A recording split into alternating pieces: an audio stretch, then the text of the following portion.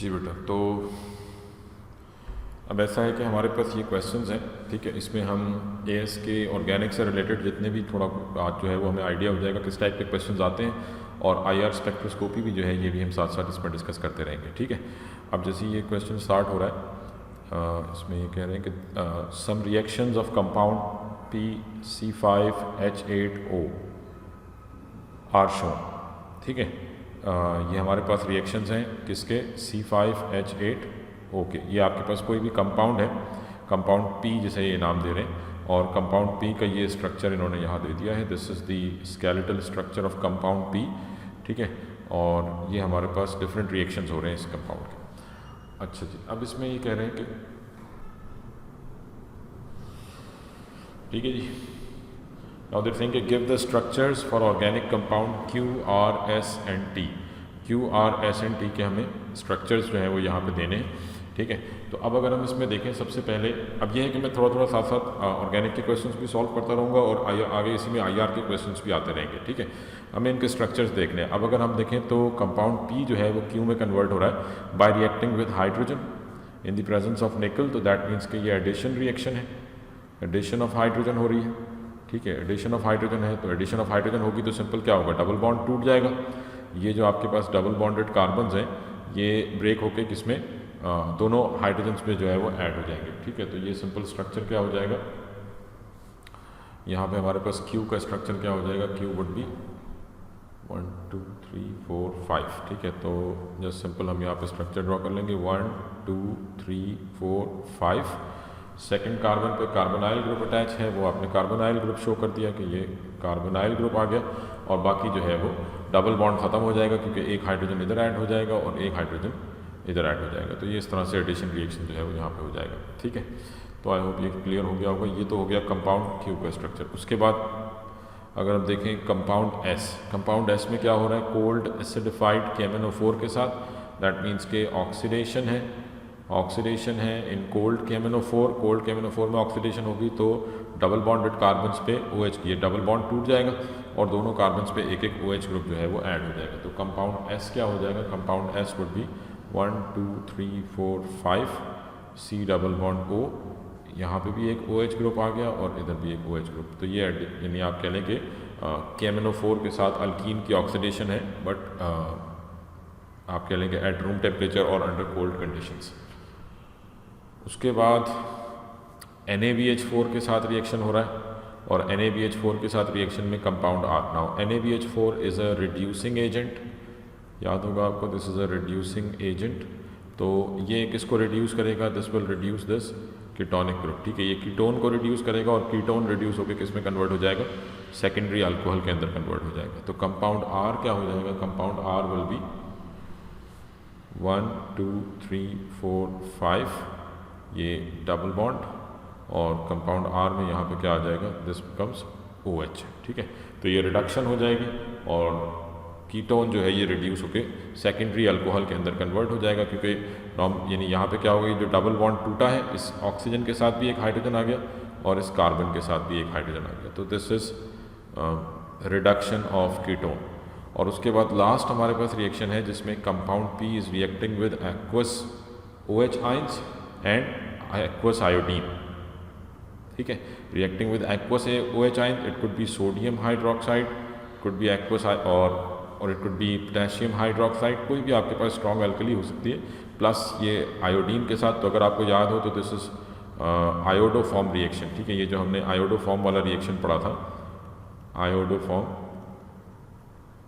Reaction जिसमें हम test कर रहे होते हैं मिथाइल कीटोन्स को, this reaction is used to test for methyl ketones. एक मिनट बेटा,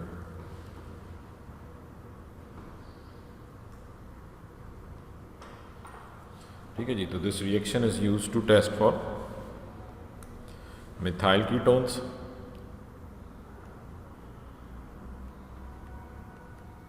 इसके अलावा इथेनॉल एंड सेकेंडरी अल्कोहल्स, और सेकेंडरी अल्कोहल्स कौन से, which have a CH3 group, which have a CH3 group attached to secondary carbon.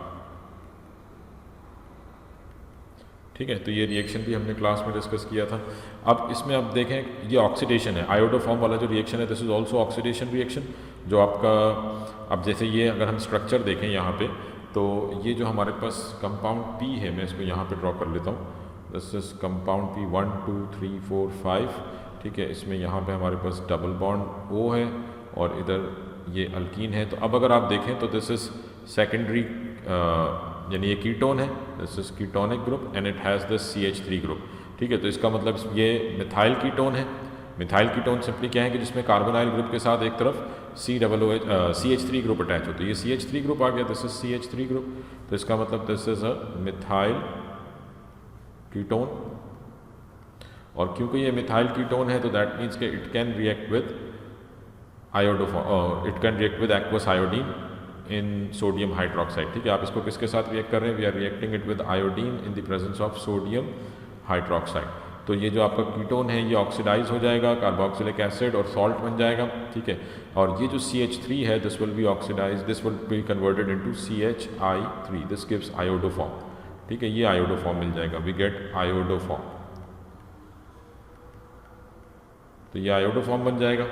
And just simple हम यहाँ पे इसको स्ट्रक्चर अगर आप देखें तो जो ऑक्सीडाइज्ड प्रोडक्ट है ये तो इन्होंने ऑलरेडी शो कर दी है यहाँ पे। ठीक है, अगर आप देखें सिंपली यहाँ पे ये बॉन्ड टूटा है। ठीक है, ये बॉन्ड ब्रेक हुआ है और ये जो पूरा पार्ट है ये ऑक्सीडाइज हो गया है कार्बोक्सिलेट आयन में। ठीक है, ये कार्बोक्सिलेट आयन इन्होंने यहाँ पे शो कर दिया है, ये कार्बोक्सिलेट आयन आ गया। और यहाँ से जो आपके पास CH3 था this is converted into compound T that is iodoform. तो हमें जस्ट आयोडोफॉर्म का स्केलेटल स्ट्रक्चर बनाना है। आयोडोफॉर्म क्या है? CHI3। तो आपने जस्ट सिंपल यहाँ पे शो कर दिया कि जी ये 3 आयोडीन जो हैं वो इसके साथ अटैच हो जाएंगे, 1 2 3। तो दिस इज आयोडोफॉर्म। तो आई होप ये सबको समझ में आया होगा रिएक्शन किस तरह से जो है वो प्रोडक्ट्स बनी है। जी, इसमें किसी को कोई क्वेश्चन बेटा? क्लियर है यहाँ तक बात?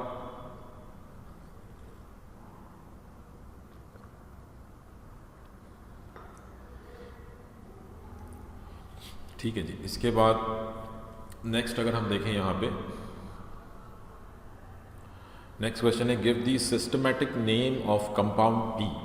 कंपाउंड P का आपको सिस्टमैटिक नेम देना है। ठीक है, कंपाउंड P क्या है? यही हमारे पास जो स्ट्रक्चर था कीटोन वाला। ठीक है, तो कंपाउंड P को मुझे यहाँ नाम देना है। तो अगर मैं यहाँ पे इसका स्ट्रक्चर ड्रॉ कर लूँ कंपाउंड P का, 1 2 3 4 5 डबल बॉन्ड O और यहाँ पे ये अल्कीन आ गया। ठीक है, अब इसमें 2 फंक्शनल ग्रुप्स हैं। कौन कौन से? एक ये कीटोनिक ग्रुप है, दूसरा अल्कीन है। तो जब आपके पास 2 फंक्शनल ग्रुप हो, कीटोन भी हो और अल्कीन भी हो, तो प्रेफरेंस किसको जाएगी? कीटोन को प्रेफरेंस जाएगी। ठीक है, कीटोन को प्रेफरेंस जाएगी। We will name this structure with respect to ketone. तो नंबरिंग जो स्टार्ट होगी वो उस एंड से स्टार्ट होगी जहाँ से कीटोन को स्मॉल नंबर मिले। तो ये हम लेफ्ट हैंड से नंबरिंग स्टार्ट करेंगे। Carbon number 1, carbon number 2, carbon number 3, carbon number 4, carbon number 5। तो 5 कार्बन है, दैट मीन्स के दिस इज पेंट। और अब पहले नाम आप मतलब जब नेमिंग करेंगे तो पहले जो फंक्शनल ग्रुप है, प्राइमरी फंक्शनल ग्रुप है, इसको सबसे लास्ट में नाम दिया जाता है। ठीक है, इसकी बेस के ऊपर पूरे कंपाउंड का नाम है। तो पहले अल्कीन को नाम दे देंगे। अल्कीन कहाँ पे आ रहा है? कार्बन नंबर 3 पे, पेंट 3 इन 2 ओन, क्योंकि कीटोन्स के नाम के आखिर में क्या आता है? ओन आता है। तो this is pent 3 en 2 one. तो ये आपने स्ट्रक्चर का नाम रख दिया। ठीक है, ये जस्ट हमें स्ट्रक्चर का नाम बताना था यहाँ पे। Give the systematic name of compound P। तो आपने कहा जी this is pent 3 en 2 own.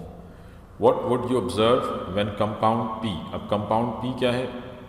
यही जो स्ट्रक्चर जिसको आपने अभी नाम दिया, is reacted with two four dinitrophenyl hydrazine 2,4-DNPH। ठीक है ना, अब अगर आपको याद हो तो DNPH जो है ये हम किस लिए यूज करते हैं? तो best for carbonyl compounds.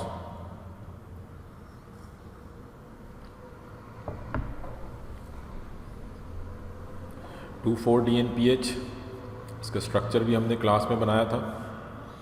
I hope सबको याद होगा इसका स्ट्रक्चर।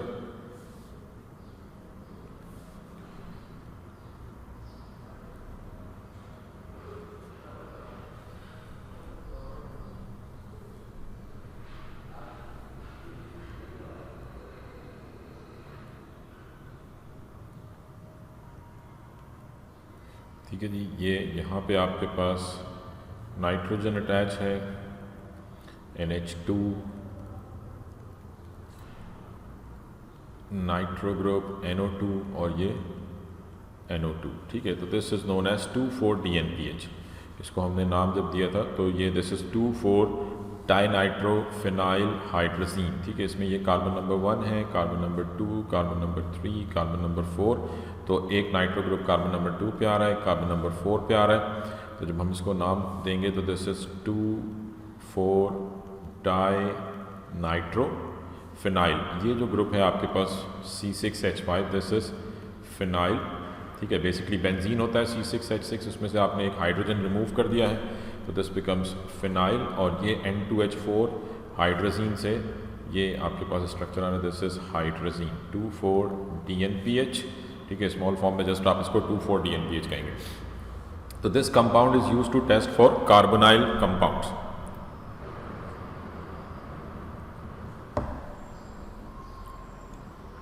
ठीक है जी, ये हम यूज़ करते हैं किस लिए? To test for aldehydes and ketones. Aldehydes and ketones की टेस्टिंग के लिए यूज़ होता है, to test for aldehydes and ketones.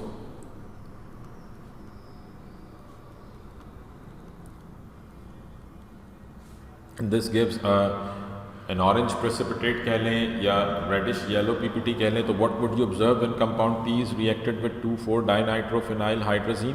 तो अगर किसी भी कंपाउंड में कार्बोनाइल ग्रुप मौजूद है तो we get an orange precipitate if we add 2,4-DNPH, और रेडिश येलो प्रेसिपिटेट भी कह सकते हैं, रेडिश येलो प्रेसिपिटेट। ठीक है, दोनों में से कुछ भी आप लिख सकते हैं। तो we get a 2,4 when we react compound P with 2,4-DNPH we get an orange PPT।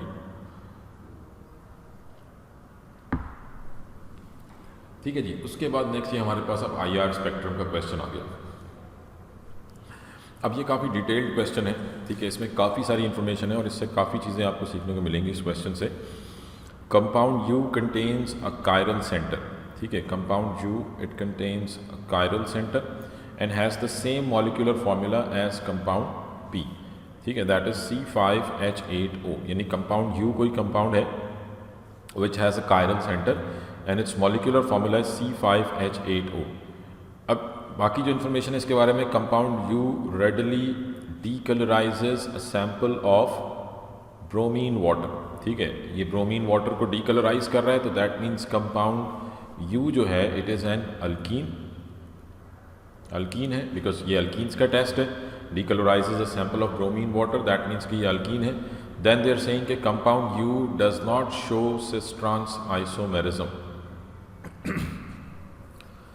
Alkenes में नॉर्मली ज्योमेट्रिकल आइसोमेरिज्म होता है, बट दे आर सेइंग कि this is not showing cis trans isomerism. ठीक है, तो ये दो चीज़ें पता लगी हमें इसके बारे में कि एक तो इसमें कार्बन कार्बन डबल बॉन्ड है but it is not showing cis trans isomerism. उसके बाद when compound U is heated under reflux in the presence of excess acidified potassium dichromate, मतलब ऑक्सीडेशन कर रहे हैं, अंडर रिफ्लक्स ऑक्सीडेशन कर रहे हैं, the organic product gives the IR spectrum show.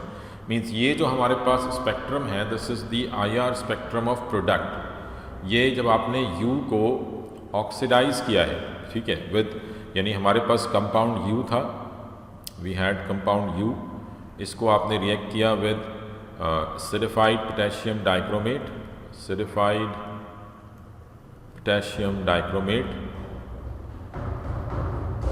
ठीक है, ये ऑक्सीडाइज हुआ है with acidified potassium dichromate under reflux,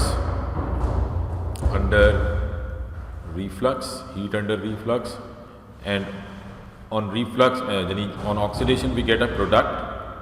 ठीक है, ऑक्सीडेशन प्रोडक्ट मिलेगी आपको और ये उस प्रोडक्ट का IR स्पेक्ट्रम है। This is not the IR spectrum of U, this is the IR spectrum of the oxidised product of U। ठीक है, तो ये सारी इंफॉर्मेशन हमें यहाँ से मिल गई। अब उसके बाद ये कह रहे हैं कि use the information given to suggest a structure of compound U, हमें यू का स्ट्रक्चर बताना है एंड एक्सप्लेन योर आंसर। ठीक है, तो अब जो चीज़ें हमारे पास, यानी पहली बात तो हमें जो यू के बारे में इंफॉर्मेशन मिल गई है, सबसे पहली इंफॉर्मेशन हमें मिली कि U has the molecular formula C5H8O, this is the molecular formula of U. Second, it has, क्योंकि ये डीकलराइज कर रहा है अल्कीन ब्रोमीन वाटर को, that means it has a carbon carbon double bond which is not showing no cis trans. ठीक है, and it has a chiral carbon. ये सारी इंफॉर्मेशन क्वेश्चन में गिवन है। It has a chiral carbon mean it has a carbon which has 4 different groups attached to it। ठीक है, it is a chiral carbon and it can be oxidized,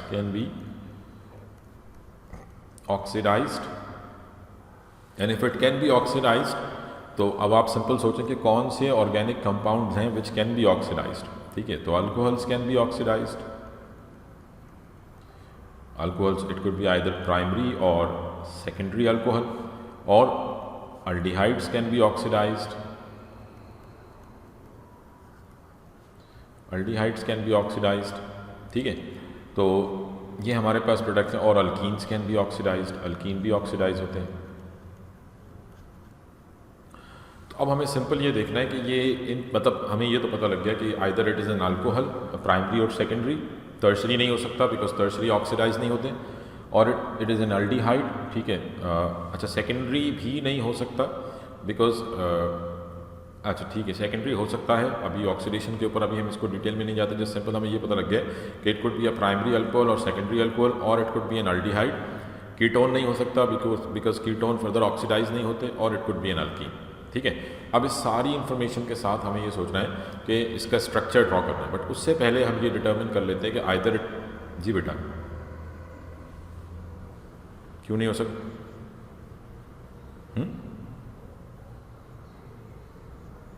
हाँ, लेकिन decolourise तो कर रहा है ना बेटा ब्रोमीन वाटर को, डीकलराइज। ठीक है ना, डीकलराइज कर, तो मतलब ऐसे बहुत सारे अल्कीन्स हैं जो कि सिस ट्रांस आइसोमेरिज्म एग्जिबिट नहीं करते। फॉर एग्जांपल ये अल्कीन है, ये डीकलराइज करेगा ब्रोमीन वाटर को, but it has no cis trans isomers, क्योंकि दोनों sp2 कार्बन्स के साथ दोनों सेम ग्रुप्स अटैच हैं, तो इसका मतलब ये नो सिस ट्रांस आइसोमेरिज्म। ठीक है, but it is an alkene. तो अब ये सारी इन्फॉर्मेशन है। अब सबसे पहले तो हमने ये डिटर्मिन करना है कि whether it is an alcohol, aldehyde और अल्कीन। तो उसके लिए आपको ये IR स्पेक्ट्रम देखना पड़ेगा, यानी जब हमने इसको ऑक्सीडाइज किया है तो क्या प्रोडक्ट मिली है, ये हमें देखना पड़ेगा। ठीक है, अब IR स्पेक्ट्रम अगर आपको याद हो, लास्ट क्लास में मैंने आपसे बात की थी कि वाई एक्सिस पे क्या होता है, वाई एक्सिस पे वी हैव ट्रांसमिटेंस। ठीक है, बेसिकली होता क्या है, थोड़ा सा जिन्होंने अगर लास्ट क्लास नहीं अटेंड की, मैं थोड़ा सा इसको एक्सप्लेन कर दूँ कि IR spectroscopy, this is to identify functional group,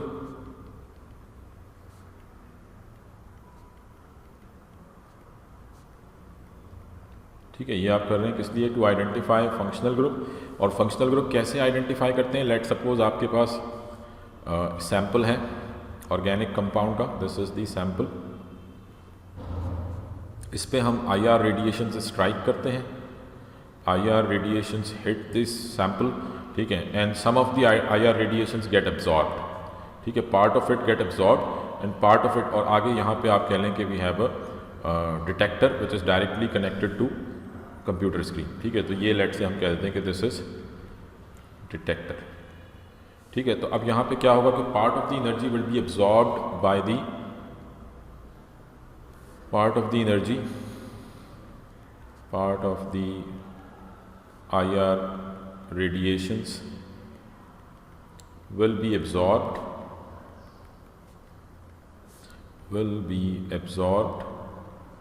by sample for bond vibrations। मैंने आपसे कहा था कि IR radiation से bond vibrations होंगी, for bond vibrations। ठीक है, जितनी एनर्जी बॉन्ड वाइब्रेशंस के लिए रिक्वायर्ड होगी ये वो एब्जॉर्ब करेगा, and rest is transmitted.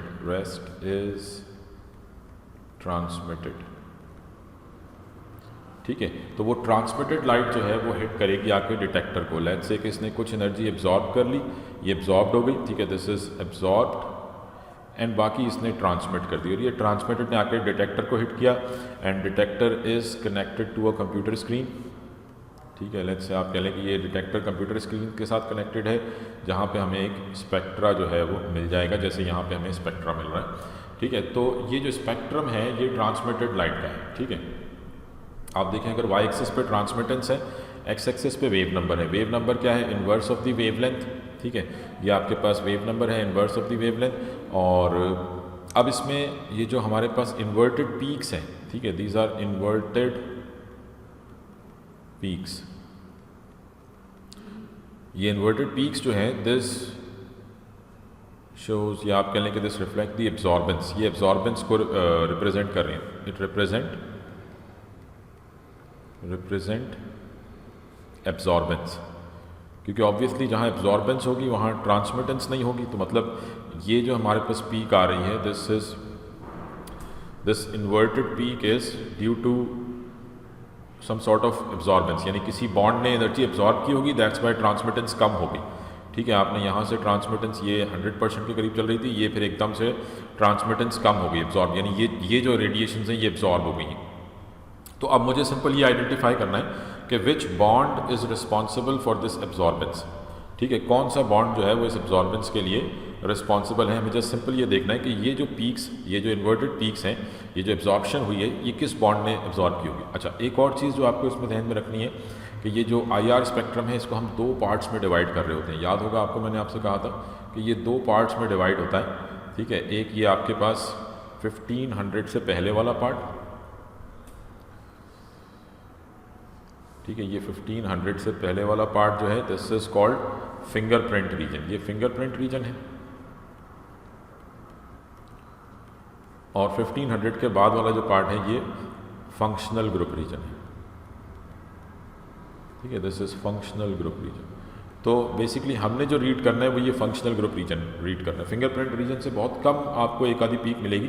Fingerprint region this is different for every compound. ठीक है, ये हर कंपाउंड का, जैसे लेट सपोज मीथेनॉल, इथेनॉल, आपके पास दो अल्कोहल्स हैं। Suppose if we have methanol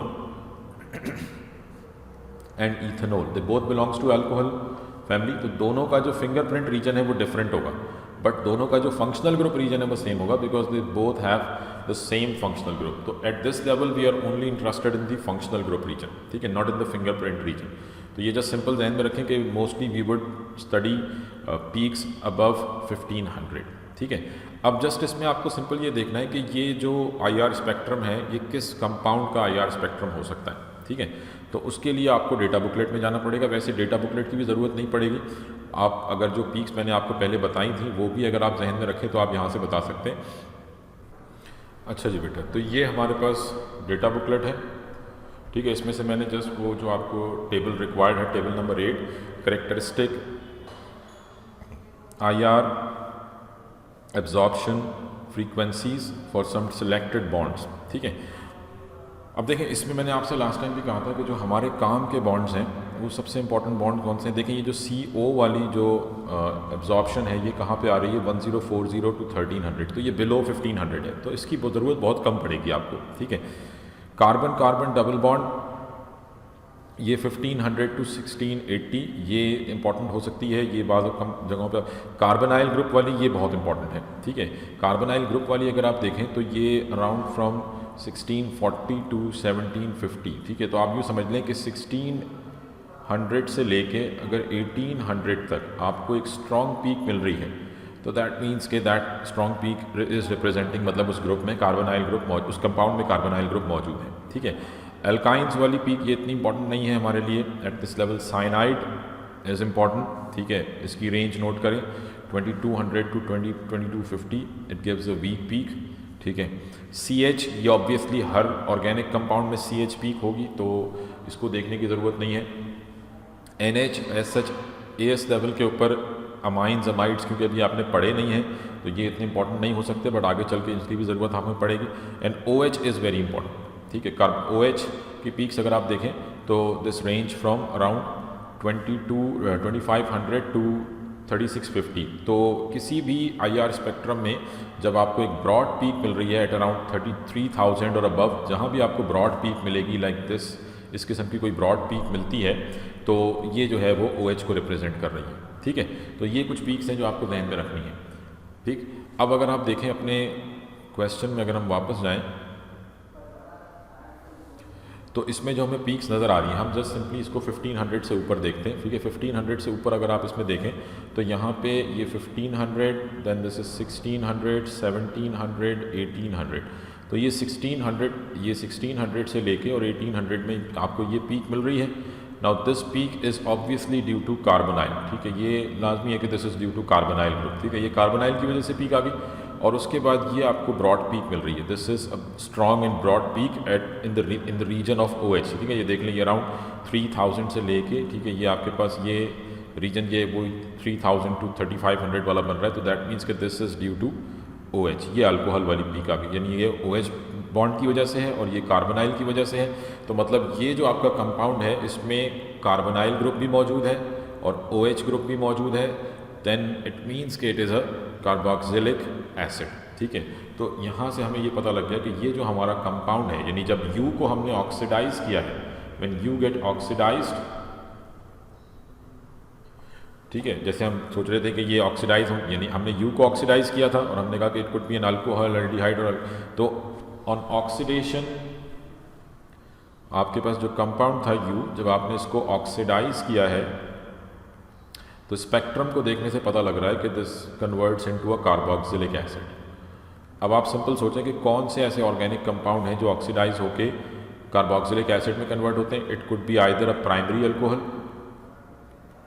alcohol और it could be either an aldehyde. ठीक है, अल्डिहाइड हो सकता है या सेकेंडरी अल्कोहल होता तो कीटोन में कन्वर्ट होता। तो either it is a primary alcohol और इट इज़ एन अल्डिहाइड। तो हमें यह मालूम हो गया कि या तो हमारा कंपाउंड जो U है जिसका हमें स्ट्रक्चर बनाना है, either it is a primary alcohol और इट इज़ एन अल्डिहाइड, या तो ये प्राइमरी अल्कोहल है या फिर ये अल्डिहाइड है। ठीक है, तो अब हमारे पास सारी इंफॉर्मेशन आ चुकी है स्ट्रक्चर बनाने के लिए। हमें इसका C5H8O का स्ट्रक्चर बनाना है, which has a carbon carbon double bond with no cis trans isomerism, which is a chiral carbon which is oxidized into carboxylic acid. So that means it is either an aldehyde or a carboxylic aldehyde or primary alcohol. ठीक है, तो अब अगर हमें इसका structure बनाना है, ठीक है, तो थोड़ा सा आपको यहाँ पे सोचना पड़ेगा। मैं यहाँ पे इसका स्ट्रक्चर ड्रॉ करता हूँ। देखें मॉलिक्यूलर फार्मूला क्या है, सबसे मेन इंफॉर्मेशन C5H8O। तो आपने 5 कार्बन ड्रॉ किए, 1 2 3 4 5। अब क्योंकि नो सिस ट्रांस आइसोमेरिज्म है, नो सिस ट्रांस, सबसे पहले हम डबल बॉन्ड सोचते हैं कहाँ आ सकता है। नो सिस ट्रांस है तो अब ये जहन में रखें, जहाँ भी बोल रहे हैं कि डबल बॉन्ड है लेकिन सिस ट्रांस नहीं है, तो सबसे आसान तरीका है कि डबल बॉन्ड टर्मिनल कार्बन के साथ लगा दें, पहले कार्बन पे, क्योंकि ऑब्वियसली इसके साथ दोनों हाइड्रोजन हो जाएंगे। तो अब डबल बॉन्ड भी हो गया and it will not exhibit cis trans isomerism. ठीक है, तो पहली कंडीशन आपने ओबे कर ली। उसके बाद नेक्स्ट जो हमें सोचना है कि कायरल कार्बन होना चाहिए। ठीक है, और it could be an either, अच्छा अब क्योंकि प्राइमरी अल्कोहल है तो इसका मतलब OH जो है वो टर्मिनल पे ही होगा। तो अगर एक टर्मिनल पे डबल बॉन्ड आ गया, अब यहाँ पे आप अगर OH लगा देते हैं, लेट सपोज अगर मैं इसको प्राइमरी अल्कोहल कंसिडर करूँ, सपोज अगर यहाँ पे OH लगा देते हैं तो देन इट मीन्स के इसके साथ बाकी दोनों H आ जाएंगे। ठीक है, ये 2 H, ये 2 H और ये 1 H, 1 2 3 4 5 6 7 8। तो ये तो मॉलिक्यूलर फार्मूला ही ओबे नहीं कर रहा। दैट मीन्स कि it is not a primary alcohol, ये प्राइमरी अल्कोहल नहीं है। ठीक है, ये प्राइमरी अल्कोहल नहीं है तो इसका मतलब it could be an aldehyde. अब देखें ये आप स्ट्रक्चर वर्कआउट कर रहे हैं, ठीक है ना, तो आपने कहा कि जी ये प्राइमरी अल्कोहल नहीं हो सकता क्योंकि ये फार्मूला ही ओबे नहीं कर रहा। प्राइमरी अल्कोहल नहीं है तो इसका मतलब अल्डिहाइड होगा। C double bond O H aldehyde कर दिया, 1 2 3 4। अब देखते हैं मॉलिक्यूलर फार्मूला। ठीक है जी, 1 2 3 4 5 6 7 8। तो मॉलिक्यूलर फार्मूला भी ओबे हो रहा है। अल्कीन भी आ गया which has no cis trans isomers, ये भी ओबे हो रहा है। अल्डिहाइड भी आ गया, it will be oxidised into carboxylic acid. सारी इंफॉर्मेशन हो गई but it has no chiral centre. अगर आप देखें तो इसमें कोई कायरल कार्बन नहीं है।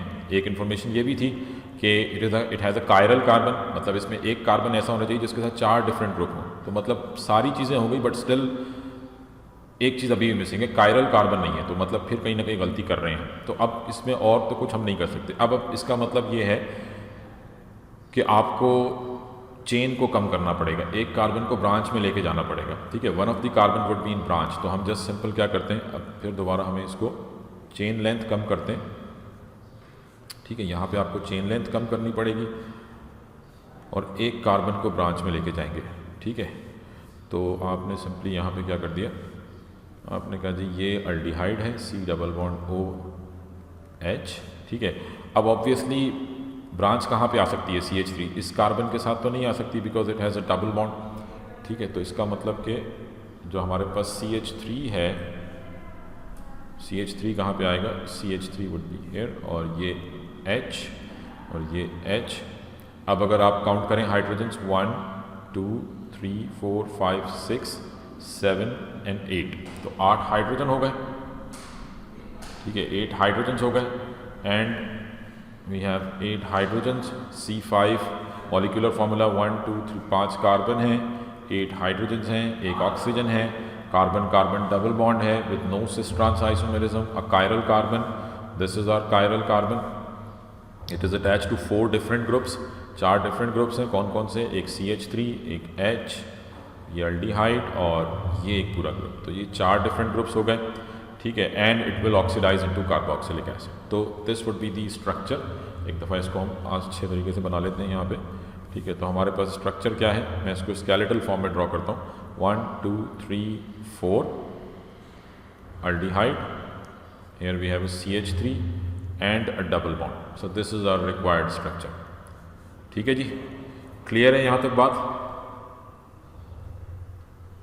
ऑब्वियसली ये काफ़ी आप कह लें कि कॉन्सेप्ट वाला क्वेश्चन था, ठीक है। इस लेवल पे, जिस लेवल पे भी आपने इतनी ऑर्गेनिक को रिवाइज नहीं किया होगा, रिएक्शंस आपके जहन में नहीं होंगे, तो ये आप इतने आसानी से नहीं सोच सकते थे, सॉल्व कर सकते थे। बट ये है कि इसमें काफ़ी सारी चीज़ें आपको समझने को मिली होंगी इस क्वेश्चन के थ्रू, कि जहाँ भी आपसे बोला जा रहा है कि डबल बॉन्ड है बट सिस ट्रांस नहीं है, तो मतलब डबल बॉन्ड आप टर्मिनल पे लगा दें, ठीक है। अगर कोई चीज़ ऑक्सीडाइज होकर कार्बोक्सिलिक एसिड में कन्वर्ट हो रही है तो वो क्या हो सकती है, कायरल कार्बन कैसे ढूंढना है, तो हमने सिंपल देख लिया, ठीक है। ये क्वेश्चन कंप्लीट हो गया यहाँ पे, ठीक है। हमने इसका स्ट्रक्चर, अच्छा फिर आपने एक्सप्लेन योर आंसर में आपने ये सारी चीज़ें जो है वो एक्सप्लेन कर देनी है कि because carbon carbon double bond है, तो दैट मीन्स कि विद नो सिस ट्रांस, तो डबल बॉन्ड टर्मिनल कार्बन पे आएगा, ठीक है। And because it is oxidising into carboxylic acid, that means it is an aldehyde, और कायरल सेंटर है, that's why we have to put a branch as a CH3 group, ठीक है।